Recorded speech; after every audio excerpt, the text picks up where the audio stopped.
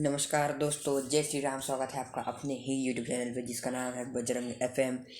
कहानी शुरू करने से पहले हमारे चैनल का इंट्रो जरूर से देखिए। जय जय श्री राम।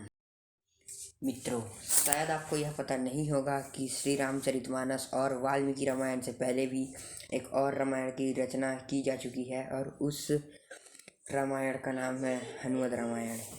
इस रामायण की रचना खुद श्री हनुमान जी ने की है।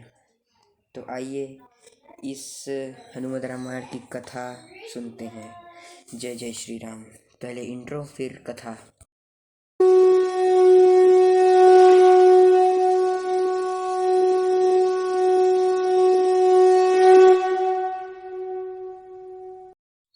मित्रों, ऐसा माना जाता है कि प्रभु श्री राम की रावण के ऊपर विजय प्राप्त करने के पश्चात ईश्वर की आराधना के लिए हनुमान जी हिमालय चले गए थे।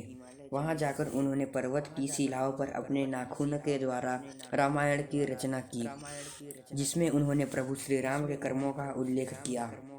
कुछ समयोपरांत जब महर्षि वाल्मीकि हनुमान जी को अपनी द्वारा रची गई रामायण दिखाने पहुंचे तो उन्होंने हनुमान जी द्वारा रचित हनुमत रामायण भी देखी। उसे देखकर वाल्मीकि जी थोड़े निराश हो गए।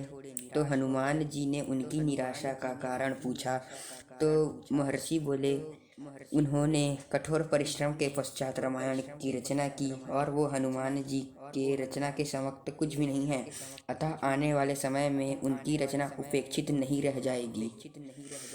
यह सुनकर हनुमान जी ने रामायण अपने द्वारा रची गई रामायण पर्वतशिला को एक कंधे में उठाया और दूसरे कंधे में वाल्मीकि जी को बिठाकर समुद्र तल पर पहुंच गए और उन्होंने स्वयं द्वारा रची गई रामायण को भगवान श्री राम को समर्पित करते हुए समुद्र में समा दिया।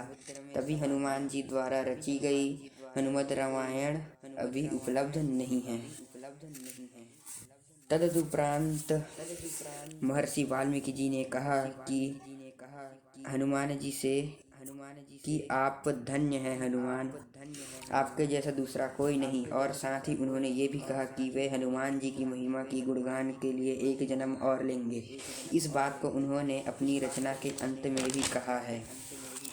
माना जाता है कि श्री रामचरितमानस के रचयिता कवि श्री गोस्वामी तुलसीदास जी ने और कोई नहीं बल्कि महर्षि वाल्मीकि का ही दूसरा अवतार है।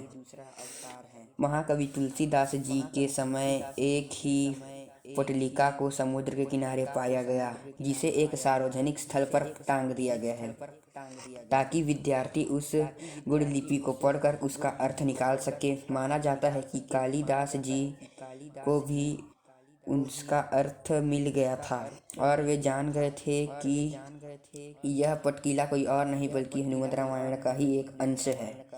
यह पर्वतशिला से निकलकर जल के साथ प्रवाहित होकर यहाँ आ गई है।